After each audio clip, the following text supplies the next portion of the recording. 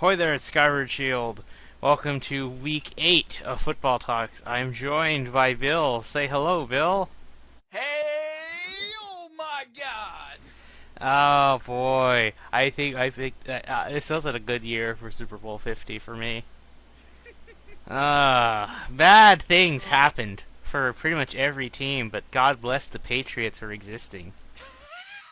exactly. This is not a golden year for any of the teams that we're following. Minus the Patriots, they're having a Minus gold. the Patriots. Oh, yes. Oh, man. Oh. Okay, Oh. so I think we should just dive in already. Speaking of Yes. diving, Miami after the Miami Stadium, whatever they call it, I forget what it's called. But on Saturday, University of Florida or Miami, whatever it's called, they got blown out by Clemson by the visiting team. What happens the next day? Miami blows out the visiting team. Miami Uh, puts up 41 points in the first half alone and just uh, positively destroys Houston. Fun fact, before this game started, Houston had always beaten Miami in their 7 encounters so far. oh, This was man. Miami's first and probably best win of over Houston. Whew. It Oh, is man. disgusting. It took 35 points from the Dolphins offense to make Houston be able to get more than a yard. Oh. Oh, my God. Absolutely horrid. It was it was a brutal, brutal game by the Houston Texans. It was Oh horrible. my Everyone wants Romeo Cornell to be fired. They want Bill O'Brien to be fired. They want GM Rick Smith to be fired. I think everyone everyone's looking in the wrong way. I want because well, should I get no? Let's not get to the biggest news of the week yet. Let's talk about the game first. All right. right. So the Houston defense was not doing anything. They were just not caring. It's like this was the last game of the season, and Houston just didn't care because it was like there's no hope making the playoffs. Well, technically there is hope. I mean, for God's sakes, the Tennessee Titans are mathematically still in the division race. They're Yep. only 3 games behind. Or that's that's no, they're so two true. games. They're 3 games behind for taking the lead. Yes, but they're 2 wins behind the leading team. That is the Colts.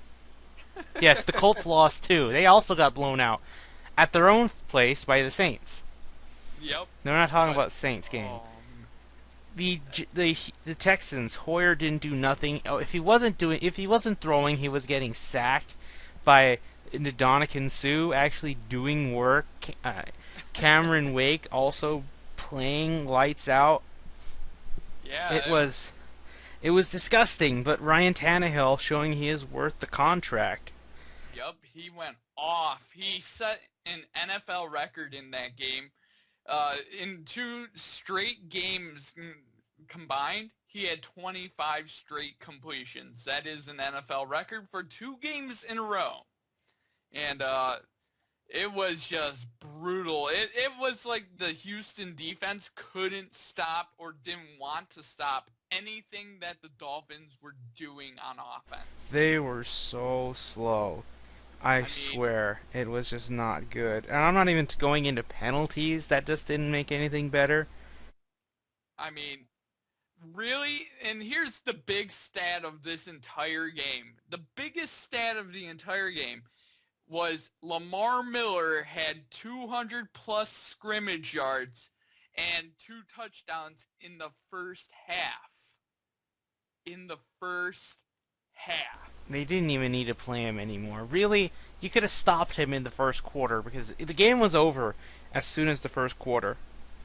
Yep, it real it it it looked like Houston came out and they just were like, we're in Miami. It's warm. Let's just go and lay on the ground and stuff and just get paid. That's what it looked like. They did not come out and play with any fire or intensity.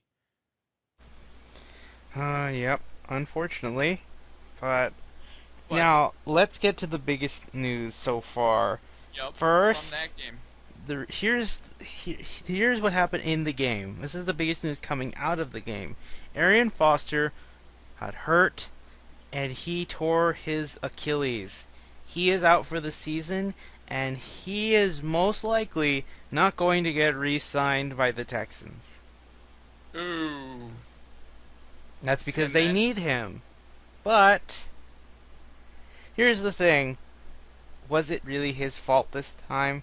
You made him play in the third quarter when you still had no points. There was absolutely no way you were coming back from this. Every coach will tell their team if they're losing like this, "Oh, there's still plenty of football left, guys. We could turn this around and win this." No, you're not. no, No, you're no, not. not at 41 nothing. Not at And 41 nothing. How many touchdowns is that, Bill? that at least six, That was, I think, 4 touchdowns. five. That's five touchdowns. Five That's touchdowns. You mean to tell me you're gonna play like that for the next quarter when you were doing nothing in the first? it, No, just should have packed it up, I treated the mean, rest of it like a preseason game, and move on to Tennessee. and that was one of the major things was that Arian got hurt the and was at a point in the game where they could have just been like, okay, we're getting him out of here. Let's lick our wounds, close up the defense, and gather around and circle the wagons and do that. But nope, they're like, let's leave our best player in there when we're down 41 nothing, and maybe we'll come back. Just not smart. Not smart on O'Brien's end. Because they were playing, and I quote, out of pride. Pride isn't worth getting knocked out for the whole year. Pr- Pride doesn't mean that you should begin your best players hurt. Pride is taking pride in beating the shit out of the next team that you play. you All right, know? Bill, tell us about another player who missed their flight on Saturday. Oh, yes. Okay, so heading into that game, uh, Ryan Mallett missed his flight to go to Miami, and he had to take a commercial flight to Miami. He missed the team chartered flight, and as of I think yesterday evening, he was released by the Houston Texans. Bill O'Brien was looking to cut him before the game, but the GM basically told him no. Well, it's their fault for not for putting Tom Savage on season-ending IR over a severe sprain. Bill, do you know how long you'll be out for a severe sprain on your arm? How long? No, I'm asking if you know, because if I have. it's a sprain, not like a broken bone. Because if they broke a bone on his throwing shoulder, I would have believed that. Really, it really all depends on the grade of the sprain. To be honest. If it's severe enough, I would expect it to be a muscle tear, and then I could see it being out for the I, season. I mean, if a running back gets a high ankle sprain, you're looking at about 6 to 8 weeks. So I mean, it really all depends on the sprain in the arm because if it's a sprain that's inhibiting his throwing motion, he could re-aggravate that at any time, and then he would be gone for the season. Huh. So if he were to get better, there's absolutely no way they can take him off the IR. Well, not for this year. If he's on the season-ending IR, not for this year. He's on the season-ending IR. But if they put him on the designated to return IR, he could come back. In fact, that's where Romo and Des Bryant have landed themselves, in fact. Yep. But we're not talking about them yet. Oh, not Not them yet. yet. But so Mallett's out. TJ Yates of another Texan is coming in. I don't know how he'll do. I would have rather have had Case Keenum, but guess where he is? He is the backup to Nick Foles with the Rams, and the Rams are not going to give him up again after seeing Right. what he did against the Ravens and the Jaguars last year. Yep. So, if Hoyer doesn't show up and just play as shit as he did that time, especially if you lose to the Titans this week, definitely expect them to train TJ Yates into the system and be ready for the week after the bye. Very possible. Very possible. But yes. Alright, Bill, we need to talk about everyone's talking about whose head should roll in the Texans headquarters. Who do you think what do you think should be changed in Houston if they want maybe not to turn their season around necessarily, because that's very unlikely now. But at the very least, get it ready for next season. I mean, really, it's to me. It first goes to the coaching staff because they're not maximizing the talent, and for second is that that defense took a monster step backwards. Somehow, I mean, the you talent have the level went best. up, but it Yeah, somehow went back. you have the best player on defense, and your overall defense went backwards. That's backwards thinking to me.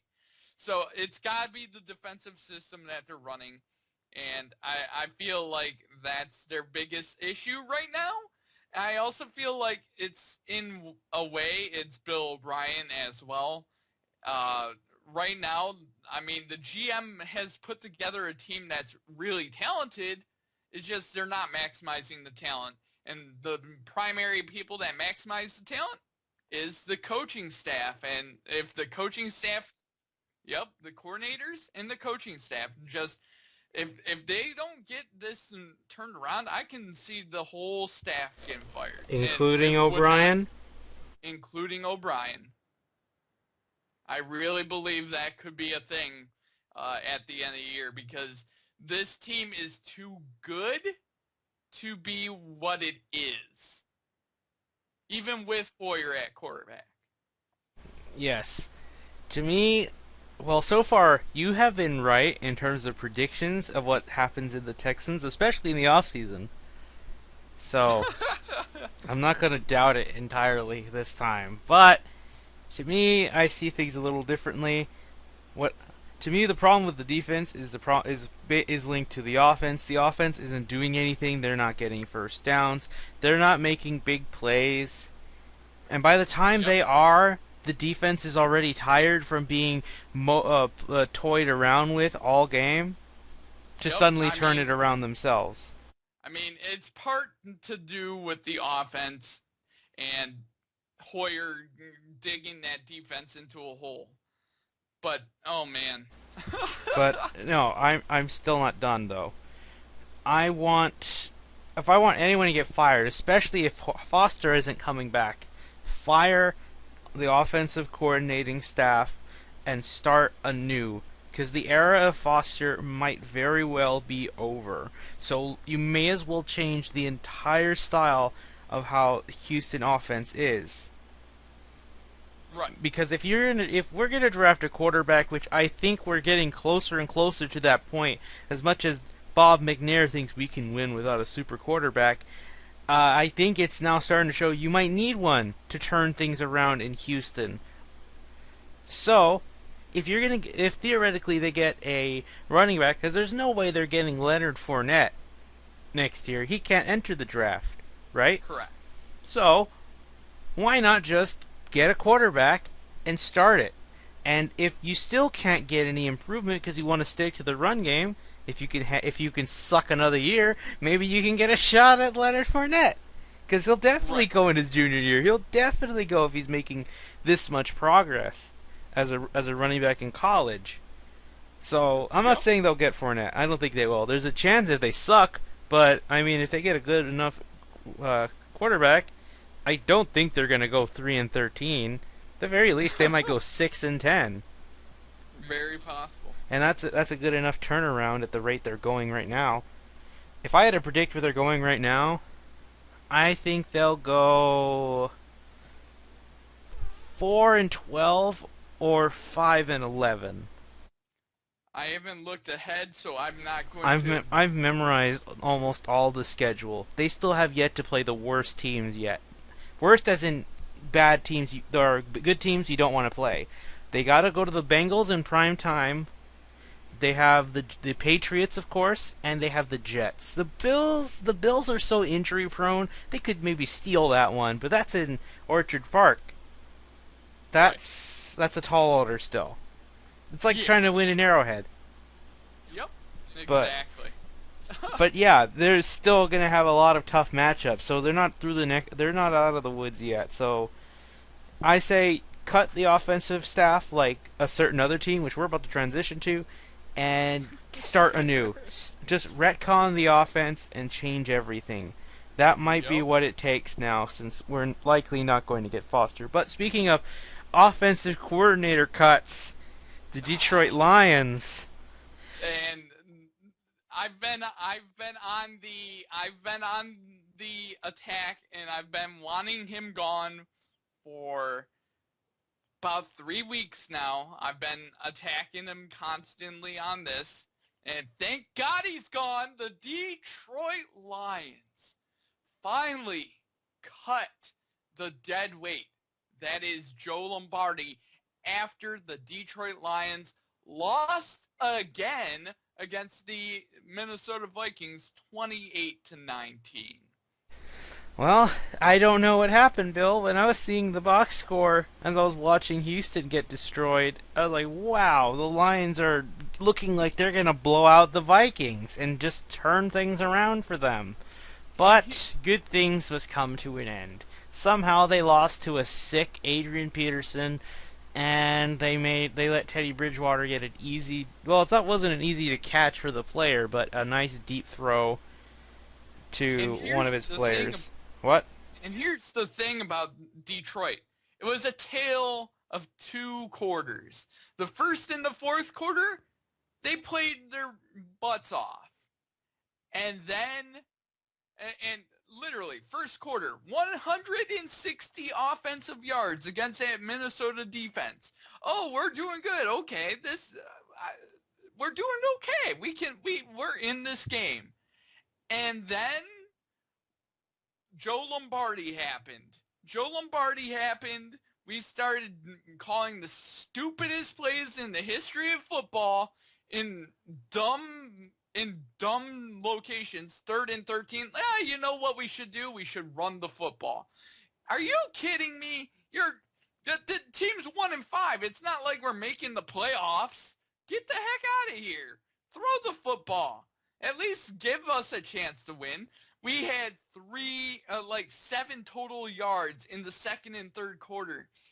That was unacceptable. And then the fourth quarter, they have to come back. And there's a report that Adrian Peterson was accidentally given chewing tobacco uh, the night before, and he got sick from the chewing tobacco. So that might have explained his illness and why he got better so fast. Uh, but I mean the Lions defense, they did an amazing job with what they were given. They were on the field a little bit more often in the second and third quarter. They couldn't get off the field because they're starting to get tired because their offense is being coordinated by an idiot, and so I put that solely on Joe Lombardi's shoulders. I mean, the team played okay, but it could have been better. And the other thing I wanted to say is that the new offensive coordinator is someone that Peyton Manning wanted in Denver, Jim Bob Cooter. And it's someone that Peyton Manning wanted to keep in Denver. And I feel like we might have an uptick in production because he might actually see the talent of, maybe Kelvin Johnson going straight down the sideline and catching footballs. But yeah, I mean, overall the game was lackluster, and there wasn't much to it. It was a really ugly game to say the least. It wasn't exactly the greatest game of all time. And one last thing I want to talk about is the week before in Chicago, they kicked the field goal, and then their defense played and held them, and they were able to tie or take the lead. They didn't do that, and it cost them the game this week against Minnesota. They should have did the exact same thing because the defense played well and held them to a field goal, and it would have been an 8-point lead for Minnesota instead of 9, where you would have been uh, Two, the two, two drives. I'm gonna take two drives, two yeah it would scores. have it would have taken 2 scores. The Lions would have only been 1 score behind, and they could have tied the game. And it's just unacceptable coaching. Yeah. Oh well, but yeah, I didn't see this game, nor have I seen really any big highlights. So I don't know much about it, aside from they did great at the beginning, and then they just dropped the game. Yeah, it was an ugly game to watch. There wasn't many big highlights. Really, the Lions did an amazing job against Adrian Peterson minus one big run, and he had a 75-yard run. Other than that, he would have had like 35 yards. Yeah. So Bill, So, speaking of teams that dropped a game, let's talk about another. The Cowboys coming off the bye week, looking ready. Darren McFadden just playing like a top-notch wide receiver, or not wide receiver, running back like he was supposed to be when he was with the Raiders. yep. He did so great, making the Giants, just exposing the Giants' defense, but it didn't matter. The three interceptions thrown by Matt Castle pretty much was the very reason the Giants won, scoring 10 points off of those three interceptions and beating the Cowboys. Bill, Yep. just the first half, the Cowboys had control, and I'll be honest, the Cowboys were still the better team overall, but those turnovers cost them the game.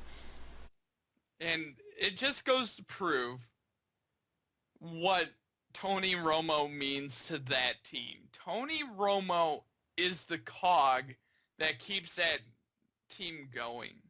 And I feel like everyone that's ever doubted Romo really never realized what he means to this team.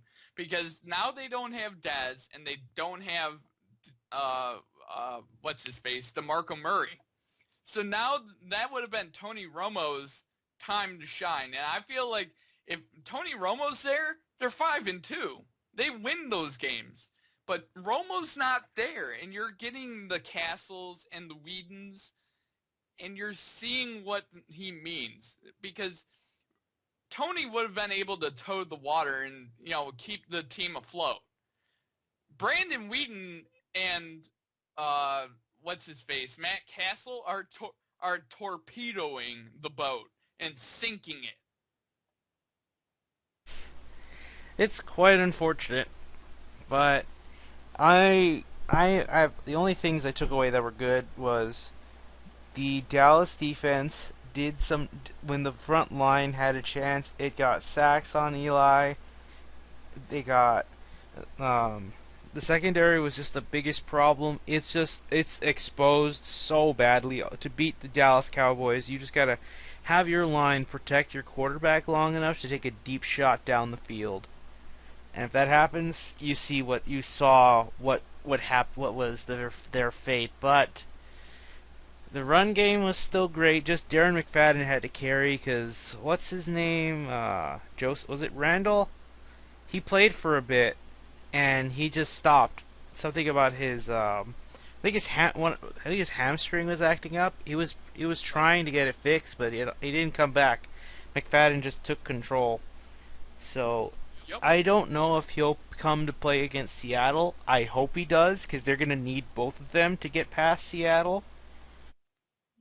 that's a bad matchup. The really what was killing the Cowboys is I feel like really the biggest issue they had in that game was quarterback play. That overall they actually played their most comprehensive game as a team.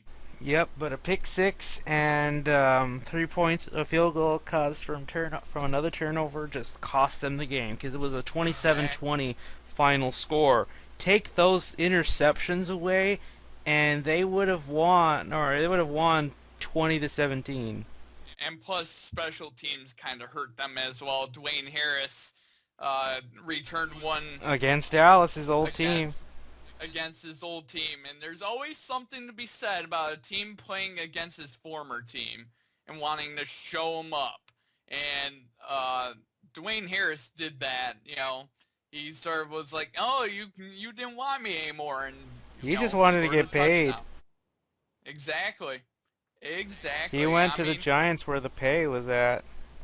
exactly, and it's the Ndamukong Suh effect, basically. Yeah, but you won't be seeing Ndamukong Suh play your Lions for 3 more years. Thank God. He will have Thank. aged a bit more by then, and maybe it'll be turned around. I mean, really, he's gonna be mired in mediocrity in Miami for a long time. But I don't want to go there because this is still Cowboys. Uh, really, the only issue they had was special teams and quarterback. I mean, really, they came to play and they just There is I one thing we have to talk about, though. oh Your yes, that prediction thing. of Greg Hardy and Dez Bryant happened in that game.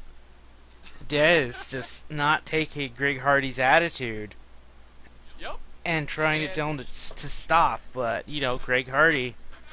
and I'll put it this way: Go Des Bryant. Go Des Bryant. See, I don't like Greg Hardy, and I despise him. But I thought you And disliked Dez, too, for his no, I attitude. like that.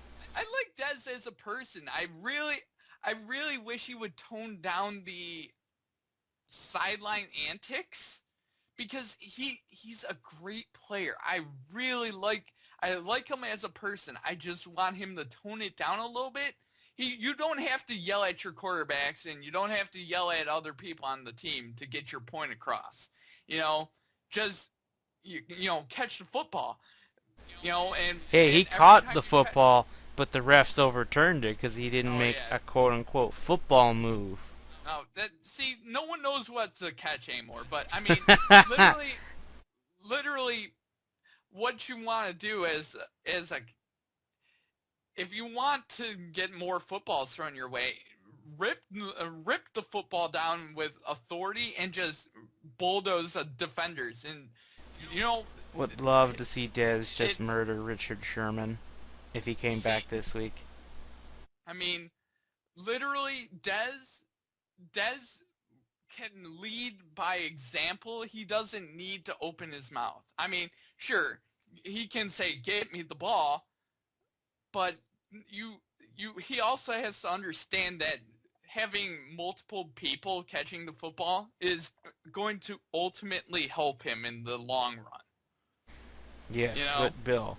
Now let's go back to what you were saying. Thank God for go Dez ahead. about what? What did Dez do in that? Dez was yelling at Greg Hardy on the sidelines, and they both got into an argument on the sidelines where they both had to be pulled away from one another.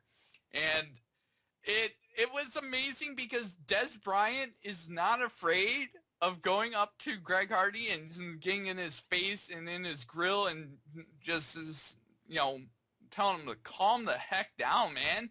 I mean, why are you going after your coaches on the sideline? Play you so you're losing. I mean, and come on, use It that wasn't being. fire They weren't being inside. blown out. They weren't being. They weren't. They weren't the Texans this week. Yeah, They were in use it. that They were a score use away from tying it.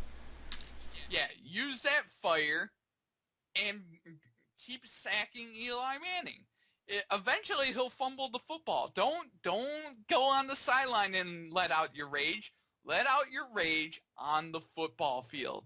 And that's where Greg Hardy needs to let out his rage, I on the football I field. actually have a Nowhere bold else. prediction for Dallas this week, but that's for the picks. But you just made me remember it now. But Bill, But yeah, anything else to say about this game? I'm ready to move on to talk about something I'm good. I'm also ready to move on. This would have been the better 4:30 game. This was the closest game the Patriots have played yet. The Jets came to town trying to dethrone the Patriots, take out the throne of ease, and claim or take the lead in the AFC East. But the Patriots, of course, stays as the Patriots, and Tom Brady being the biggest difference. As the Patriots make a come from behind victory in the fourth quarter to steal it from the Jets. Jets had a chance to win this. Fitzpatrick played good, but the difference was Tom Brady. Bill, this game was the best game of the afternoon games, arguably, because it was close. And anyone, if you didn't like either team, you didn't care about them, this would have been just a fun game to watch. Go back and forth. Yeah. I mean, literally, Gronkowski was held in check. The Jets defense came to play against the Patriots offense, and the Patriots defense came to play against the Jets offense, and yet they scored points, and it was really close. It was a close game throughout. Both teams really couldn't score points, and then they scored points in bunches, and then it was a silent period again. And really, the game was really close throughout the entire thing. I mean, Revis was making plays. Brady was making plays. There was quarterback sneaks. It was just an amazing watch. And Um, the Jets are showing they are a playoff team. I don't know they, how they did it, but they just got enough talent and they made Fitzpatrick and get in a system he can work with. yep. They don't I need mean, Geno Smith. I don't know if you'll see him again. nope. You're not going to see Geno Smith. I mean, look at the talent that Fitzpatrick has. He's got Brandon Marshall, who didn't even have a really great game. They've got Eric Decker. They've got Jeremy Curley. They got Chris Ivory. Chris Ivory, who's having a career year. I'm pretty sure he'll make the Pro Bowl if he keeps this rate. Barely, It, but he'll get in. He's exactly. not. He doesn't And have the best numbers out of the running backs like Adrian Peterson or Todd Gurley, but he runs so hard, and yep, that's he does. that's just he's like he's the hard worker. I don't know. There's a But the thi- metaphor in there somewhere. but the thing that makes the Jets the best, what makes them good, is that defense is playing amazingly well, and that'll keep them in every game that they're playing. You know, I would have loved to see Jets Broncos just to see could Fitzpatrick steal one from Peyton Manning because I mean, Fitzpatrick's the better quarterback now.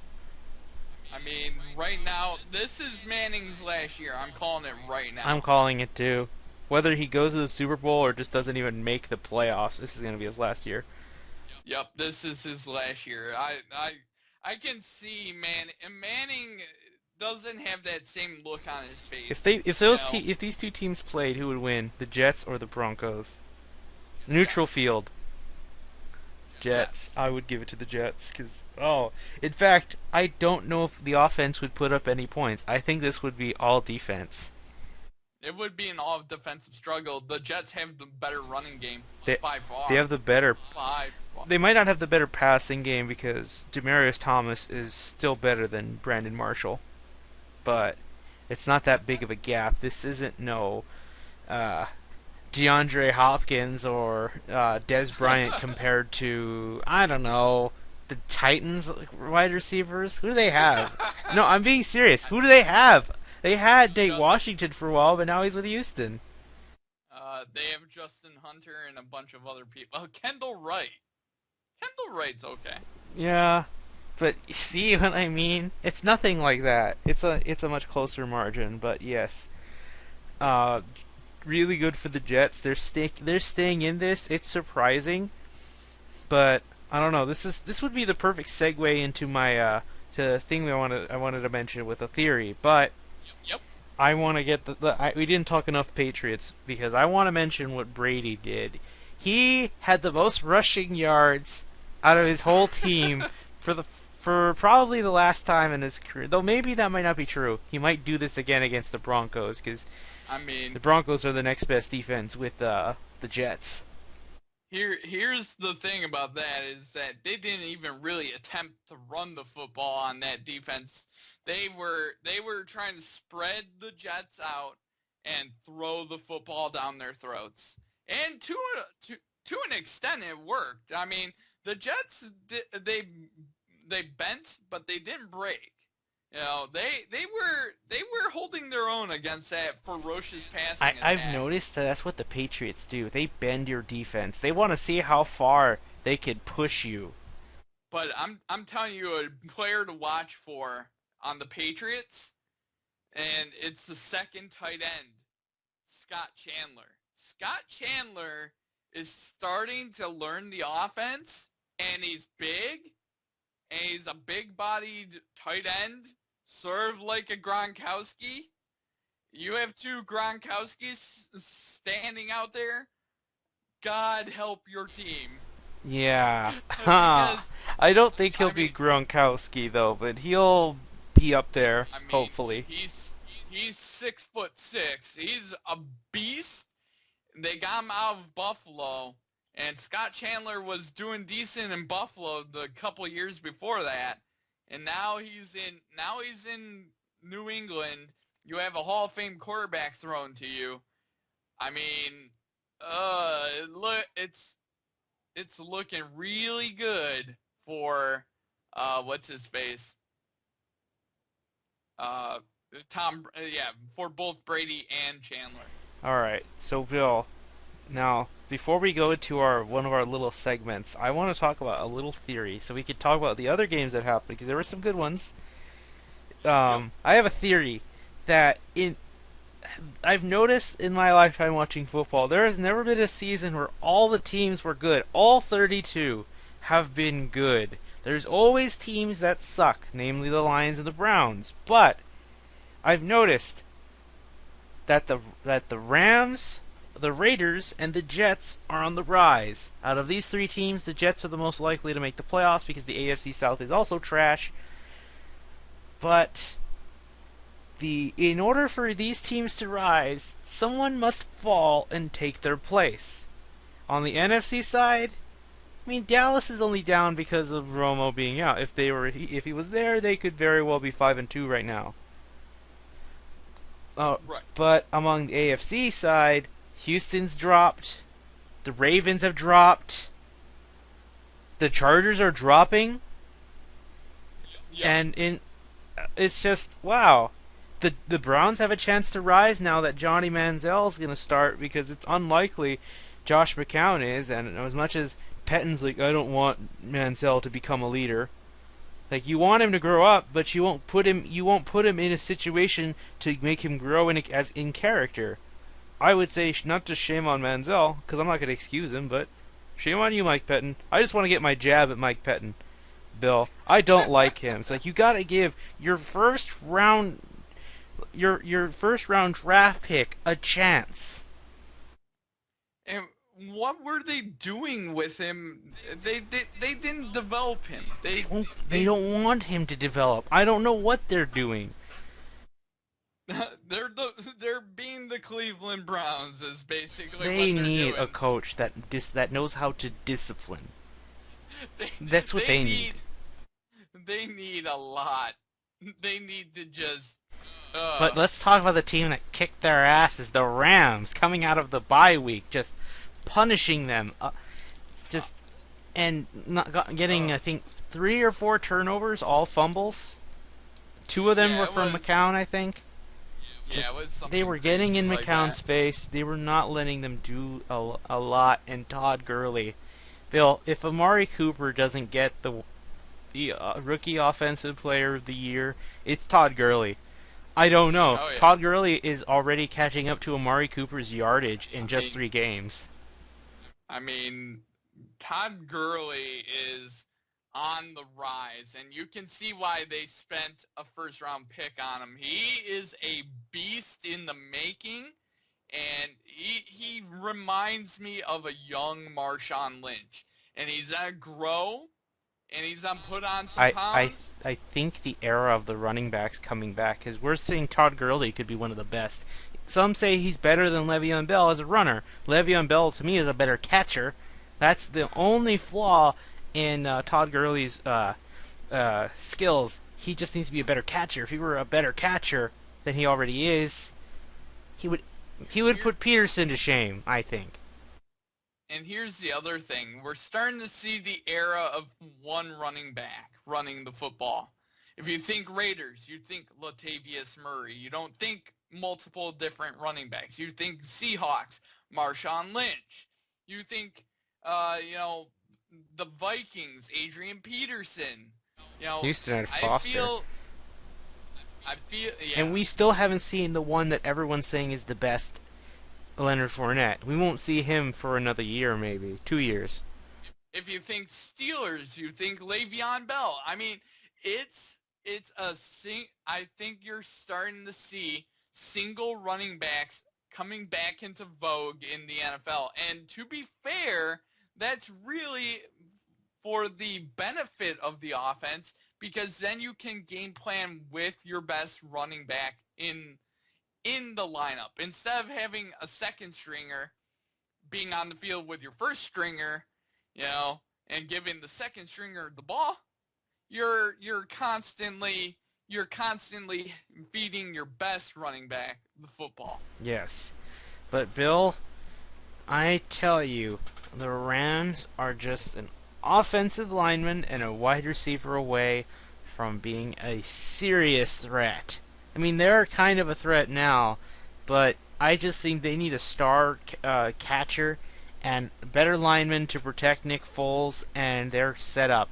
And hell, Nick Foles goes down. Case Keenum's going to light it up, I think. Case Keenum is the diamond in the rough. They don't know they're sitting on a jewel, the Rams. They don't know. I I really believe that if Case Keenum gets a chance, he will make the most of any chance. Yes. But let's move on to another team that just also is just turning it around. The Raiders, the black hole, moved to San Diego and consumed Philip Rivers. It was like 30-6 in the first half. Yeah, it was This a was in blowout. San Diego, and there were more black jerseys and shirts in the stands than I saw blue or yellow. It Yep, was and disgusting. It was horrible. yeah, it sort of puts into perspective why I think the Chargers want to move. I kudos to any Chargers fan who even went. They Yeah, could have won. They might have if they didn't start so bad. But after hearing what the Chargers are doing, it's no wonder nobody wanted to go. I mean, it's the black hole though. That team is just on the rise. The Oakland Raiders are on the rise, and Derek Carr is quickly developing into a top 10 quarterback. Latavius is turning it quickly into a top 10 running back, and Amari Cooper is going to be a top 10 wide receiver, and you got a decent defense. I mean, it they could be a legit and surprise wild card team. They very much have the feel of a wild card I don't team. think they'll make the playoffs, but the ACDC combination is basically a symbiotic relationship. You know what? You remember that term from school, Bill, in biology Oh yeah. class? Yep. It means two things benefiting off each other. That is what uh, Derek Carr and Amari Cooper are. Amari Cooper making insane plays and in turn is building up Derek Carr's skill and confidence as a quarterback, and that's only going to get better. Bill, their schedule is it's these games. Some of these games are hard, but at the same time, some of them are very much winnable. All right, Bill, Yep. I'm gonna read to you their next games. You don't need to tell me if they win or lose. I'm just gonna tell you what they have. They have home to Jets, at Steelers, home to Vikings, at Lions, at Titans, home to Chiefs, at Broncos, home to Packers, and then the Chargers on Christmas Eve, no less. And their final game is at Chiefs. I can see them winning 2, 3, 4, 5, 6 games, 9 and 7. I can see them getting. They're having a Houston Texans of last year type of season where they were building up to something. But the difference is, I don't want them to go where Houston is now and just drop it all. I feel like they're a 10-6 team ready. What, you think to they'll go, beat the Packers? I mean, the Packers are not a team I think that they'll beat. Well, who knows? If the Packers know they clinch the NFC North or NFC North, they might drop a game or two. I mean, here's the other thing: is that the Raiders have a good offense and the Packers have a terrible defense. Yeah, it's getting and well, I'll be honest. Rodgers isn't doing what he's supposed to be doing according to the fans, like getting every single throw connected, getting a touchdown every drive. He's not. I mean, if what you say he's invincible true, how come he didn't drop a 30 or 40 bomb on the Chargers 2 weeks ago? He let them stay in it the whole way. They were in it the whole way. So they're not playing as well as they usually are. I don't know. I think I know what the problem is. It's the fact that the Packers with Eddie Lacy ain't doing anything. They're really feeling the consequence of not having a good threat in Eddie Lacy, because he's the running back that's just big but hard to bring down, right? Right. But, I mean, I don't know if they'll get it together. I hope they don't. But we'll see. I'm really proud for the Rams and the Raiders making a case that they don't want to move. They want San Diego to move. It's like, we don't want to leave. Our fans love where we're going. Are you sure you want to ruin that? So, I like where they're going. And, Bill, last game to mention, the Cardinals. I mean, the Ravens kept it interesting, but I'm telling you, Bill, it's going to be Cardinals v. Patriots for the Super Bowl this year, and I think it'll be even better than the past one, and that's saying a lot. Yeah. But, Bill, how can you tell me? How would you rank Bruce Arians in terms of coaches? If you ranked him, where would he be between 1 and 32? I'd put him at 2. He's just below Belichick. I don't know. I put him 2. I think he's better than. I'd put him in the top 10. I see, that's a tough one because Mike McCarthy of the Green Bay Packers. Oh, you see, I would have put him up there, but here's my problem. He's stupid in the playoffs. He makes bad decisions.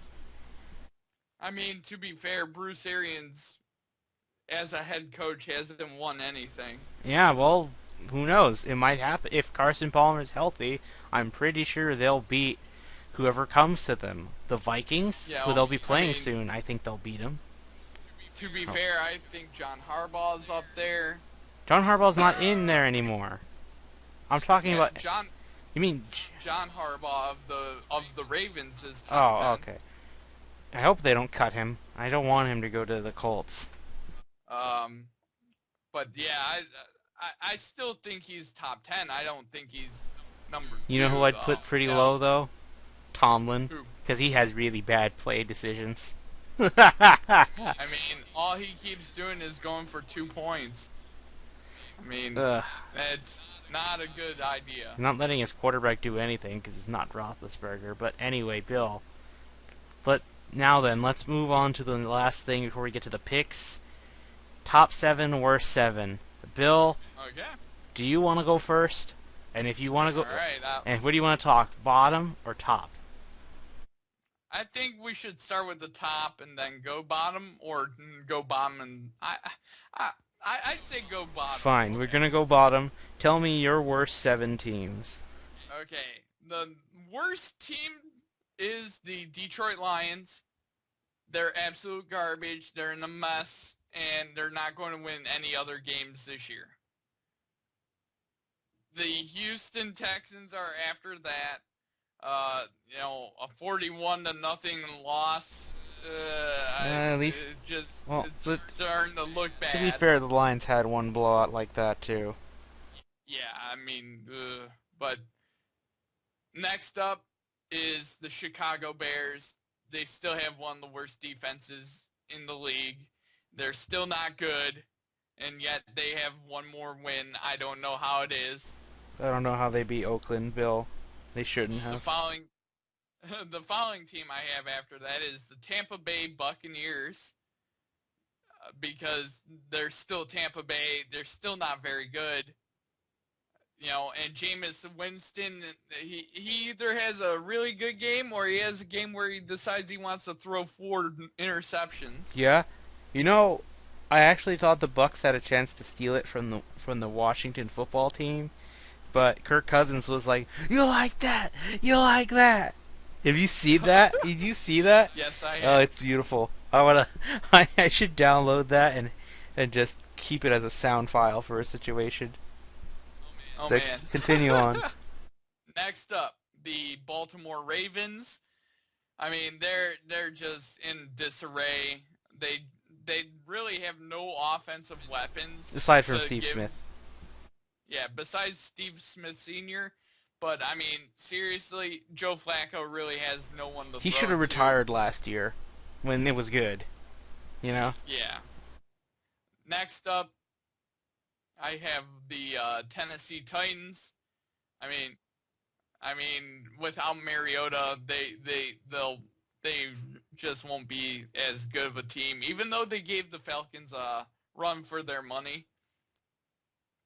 And the last of the 7 that I want to highlight as being one of the worst 7, the San Francisco 49ers. Ooh, I was afraid Uh, they weren't gonna make it.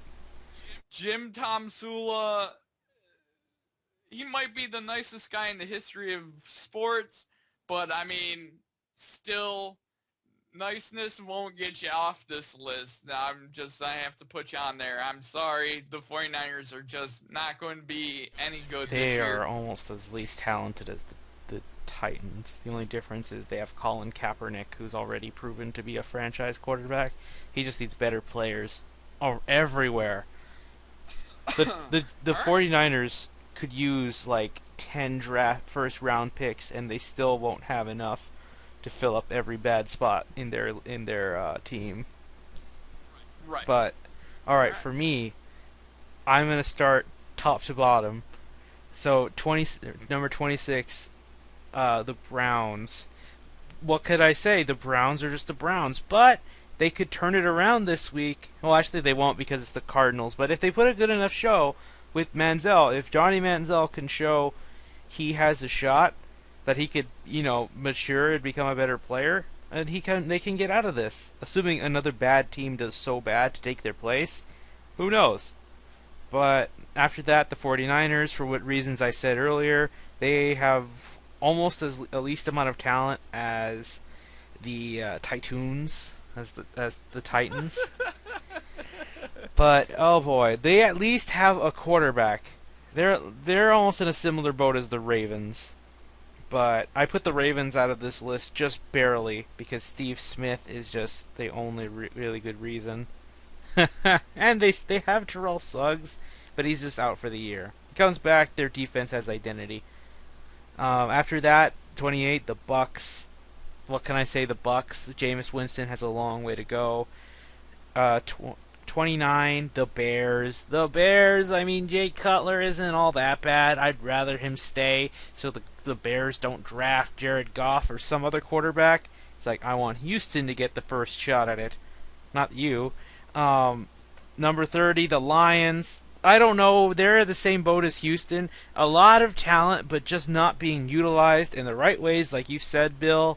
I don't know why they're this way. They should at least be Uh, 3-4. How many? It's they haven't had a bye yet, right? So Correct. they should at least be 3-4. They might have been in it still. I doubt it, but yeah.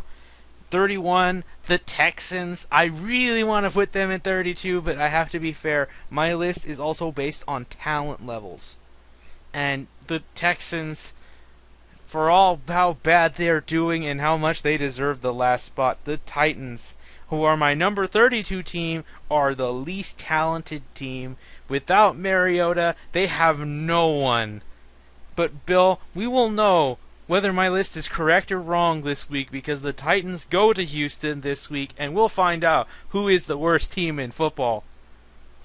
Do Ooh. we I won't blame CBS if they choose not to air this one at all. I mean, if it's in the market, they have, and the game sells out, they have to show it in your market. Yeah. All right. So, yes, those are my worst 7 teams. Bury the Titans. Bury All them. right. So now the top seven, and I'm going to start from seven and go all the way to number one. Okay. The seventh team is the Arizona Cardinals.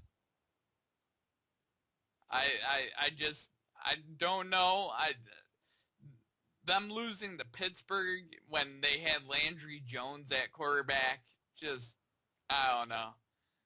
It just kind of hit me wrong, Let's you be know. fair. So These two coaches know each other, so that might explain some things. yeah. So number six, I've got the Atlanta Falcons. They had a scare, but they still prevailed. They're still 6-1, and they still have a really good team. They have Julio Jones. I mean They have Julio Devonta Jones Freeman. and Devontae Freeman too. Number five, I'm putting the Carolina Panthers. Their defense is legit, and I mean Cam Newton's putting the team on his back. So they're still undefeated, so you can't take away any I spot won't from an lie. If undefeated they team. lost Luke Kuechly for the season, I would knock them down one spot because I think he's that much of a necessary playmaker to them at this point. Maybe, Yep. but continue. Number four, I have the Denver Broncos. Their defense is legit. It's one of the best in the NFL. And, I mean, Peyton Manning's just doing enough to, you know, he's just doing enough. Number three, I've got the Green Bay Packers, who are led by Aaron Rodgers, and I'm just not going to talk much about it because I want to move on. So the number two team is the Cincinnati Bengals. They are a legit threat to win a Super Bowl. I'm telling you right now, they will be in the AFC title game against New England. And the number one team is the aforementioned New England Patriots. They're the defending champs. You gotta always put them number one. If they're undefeated and they're, the defending champs, you gotta put them as number one. Yeah. All right, Bill. Any other notes? So I can go. All Nope. right. So for me, my number 7 is the Falcons. That one loss to the Saints and how bad they played against the Titans is worrying me, but I have no doubt they'll make the playoffs all the same. How far they'll go now is questionable. I thought they would make a deep playoff run, but after seeing these past 2 games, I'm a little worried. Just run Devontae Freeman, and you'll be fine. 6, the Broncos, just because of how bad Peyton Manning is, and they're talented on offense. So, I don't know where they're going from here on. They have to lose a game at some point, but I don't think it'll be this week. Number 5, I have the Panthers. The moment they beat Seattle in Seattle, coming back like that, just to give a big fuck you to Russell Wilson and the 12th man. I now acknowledge the Panthers are for real. Could easily win the NFC South if they split with the Falcons. Number 4, the Bengals are also for real. As long as they split with the Steelers, They will definitely secure the AFC North. The number 3 team is the Packers. They're just the Packers. Their defense is the only questionable team. I'm waiting for someone to properly expose them, which that will happen at around week 16, I believe. But too late, but it's fine for the team that beats them. Who is actually number 2? The Cardinals. I have really sucked into the Cardinals because I don't know how a team of old guys is just kicking so much ass. They were saying about the Colts for beating the Jaguars and the Texans, but it was the Jaguars and the Texans. Hasselbeck would not beat one of these teams. No way. No way. So the Cardinals just making every player work about as the number 1 team here. With Bill Belichick at his Patriots, they could pick up anyone off the street they think has enough talent and make them look like an all-pro in just 3 games. So the Patriots still number 1. Patriots Cardinals are my Super Bowl pick right now. I don't see that changing anytime soon. Cardinals just got to beat the Seahawks once. They beat them twice. Oh, they're in. It's easy. But yes, so Bill, before we can even think about Super Bowl picks, we have to get to this week's picks. Are you ready? Oh yes. All right, Bill. Let's see what you got for this week. Start us off with Thursday. All right. Here we go. The Thursday night game is the Miami Dolphins at the New England Patriots. All right, yeah. This one, I will say, before I say my pick, I got destroyed. I'm pretty sure Bill is 5 games above me now. I need to save myself. I'm going Patriots. The Dolphins are riding high, but what happened? The Dolphins had a chance, but what happened? One of their players went to social media and made a picture of him looking like he's crushing Tom Brady's head. Bill, what is that thing you've been saying to not do to the Patriots? Never give them any motivation. And it's gonna happen. They just sealed their own fate. The Patriots might play them close, I don't know, but I'm pretty sure the Patriots will win. This is also the last Thursday night game you'll see on CBS, so definitely watch it until Green Bay Detroit, which they only put that one there because it's Green Bay. I've got the Patriots. I also have the Patriots. They're just too good. And the Dolphins, they beat a bunch of not so good teams to get going on their comeback. It's an end. All right. So the London The game last one. on Sunday, November 1st, okay, is the Detroit Lions at the Kansas City Chiefs. I'm gonna go against everyone here.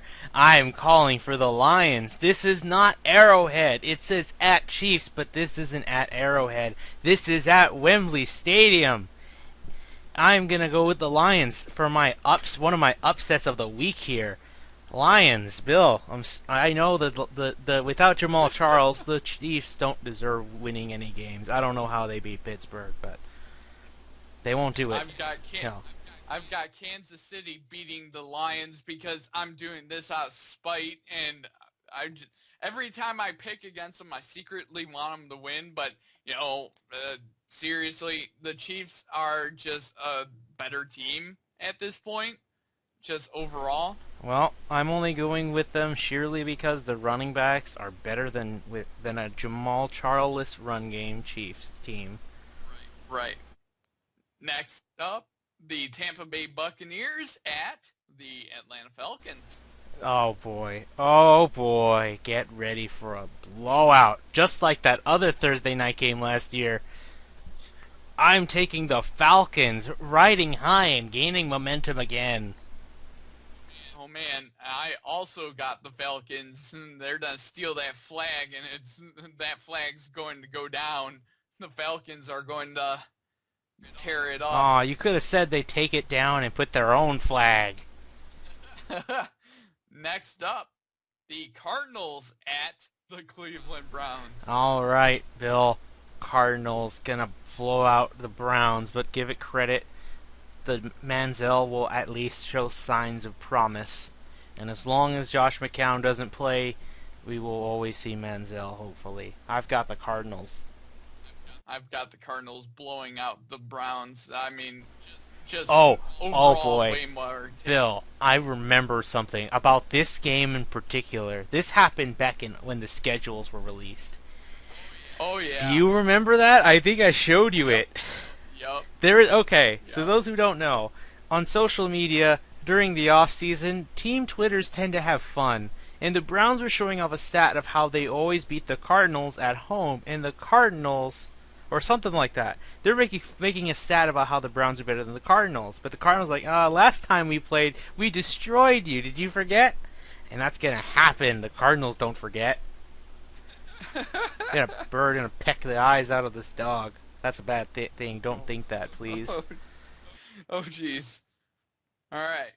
So next up, the 49ers at the St. Louis This Rams. ram is going to ram into a 49er miner in the nuts and just destroy him. I have the Rams actually going to blow out the 49ers. Todd Gurley going to rush for 3 touchdowns. If you have Todd Gurley in your fantasy lineup, start him. Start him. This will be one of his best games yet. And I also have the St. Louis Rams ramming into the 49ers and knocking them off a cliff. Oh yes, that'll be So good for me to see. here we go. Next up, the New York Giants at the New Orleans The Saints. Saints are gaining momentum, Bill. I don't know if the Saints can get into the playoffs, but they could at least be frisky and play upset. The Saints gonna beat the Giants this week. I also have the Saints beating the Giants because I like watching chaos, and the NFC East is gonna be in total chaos after this. Oh man. Next up, the Minnesota Vikings at the Chicago Bears. Okay, I don't know if this will be counted as an upset, but I actually have the Bears stealing this one from the Vikings. Ooh.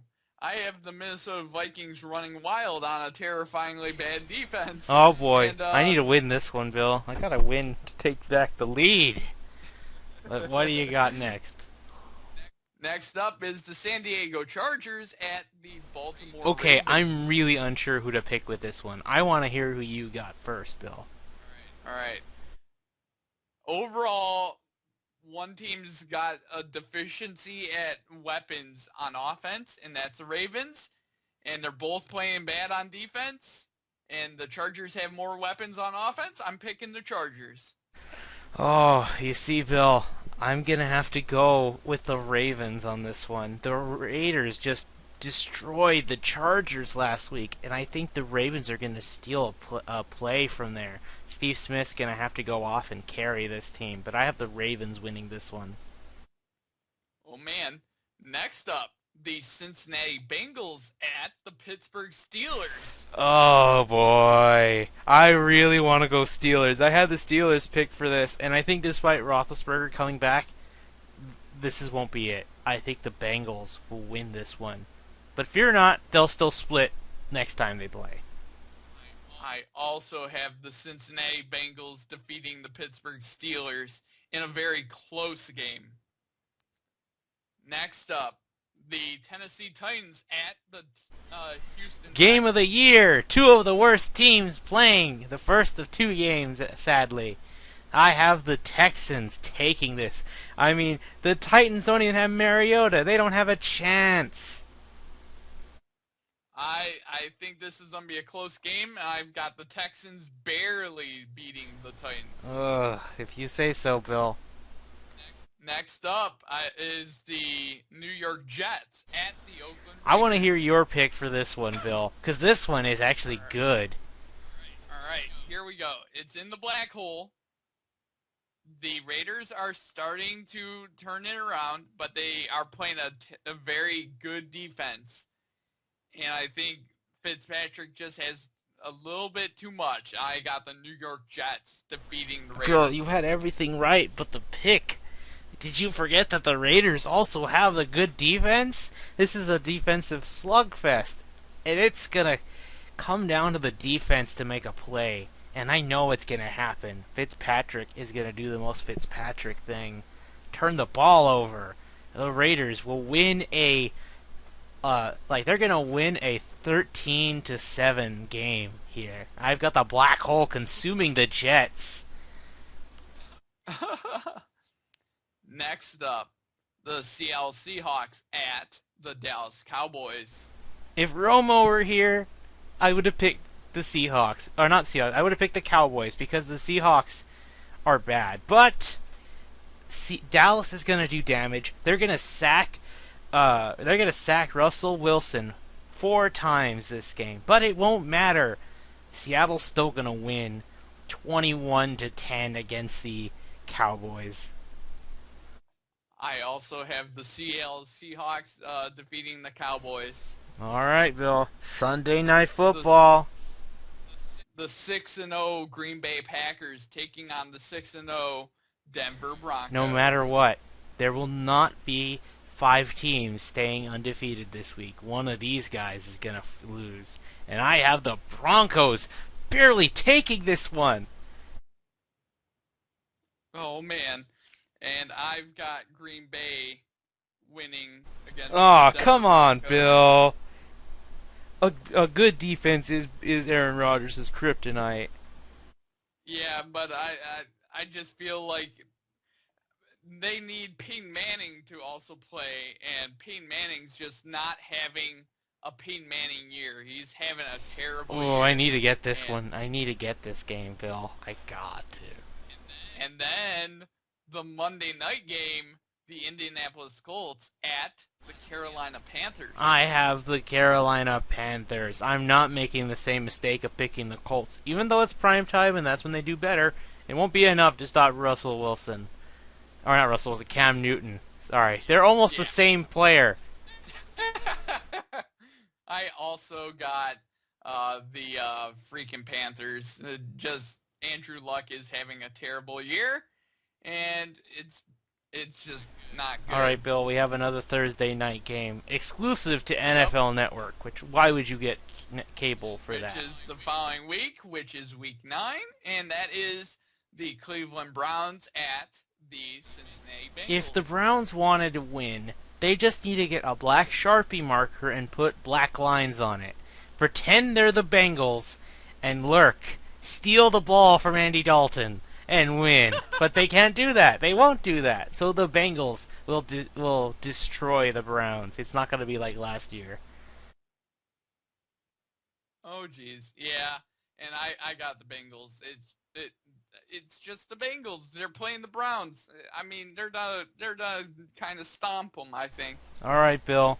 I know this one will not count to our standings, but because the World Series is starting today, well, the day we're recording this, by the time this video goes up, there'll at least be like 2 games, maybe.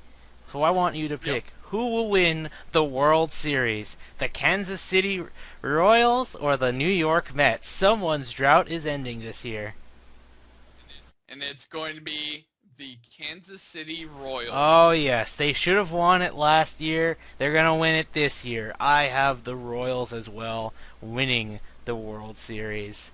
All right. Oh, man. Now we're done with picks. Fear not, Texas fans of football. There's always college, though Baylor's a bit worrisome now because their quarterback might be gone for the year. But there's basketball. I mean, there's the Spurs. You should root for the Spurs. I mean, the Mavericks and the Rockets too if you want, but the Spurs.